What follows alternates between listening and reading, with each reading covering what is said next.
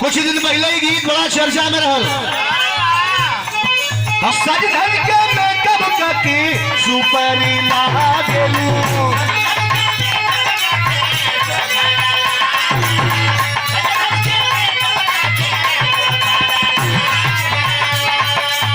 लेकिन मैं सबही से सुधरी लगा देलू।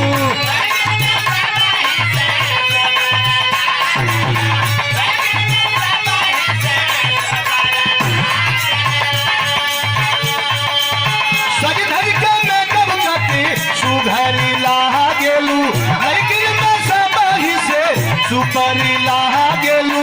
ए गोरी मारिए के, ए गोरी मारिए के तिरछी नजरिया हो हसल करा।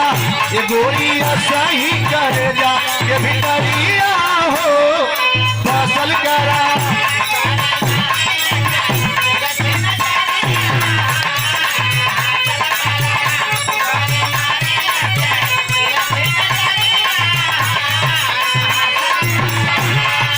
बढ़िया बात उड़े जैसे तितली उड़ेलू नीक लागे।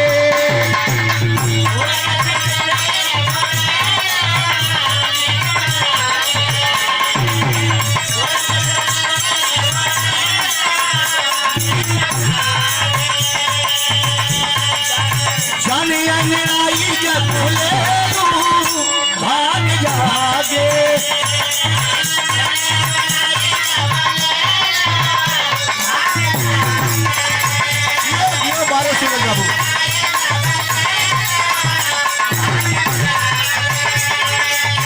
सूरज के लाली ऐसन कनवा के बाली जैसन,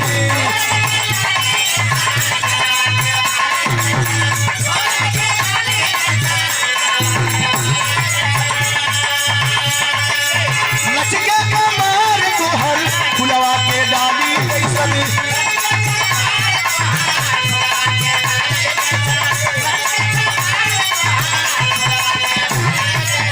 सूरज के लाली ऐसन कनवा के बाली जैसन, लचके कमर तोहर फुलवा के डाली जैसन।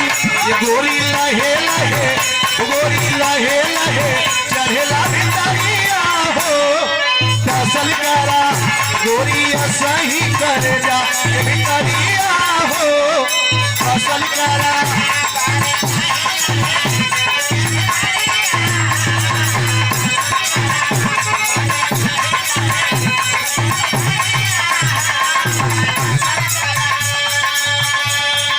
ये 50 रुपए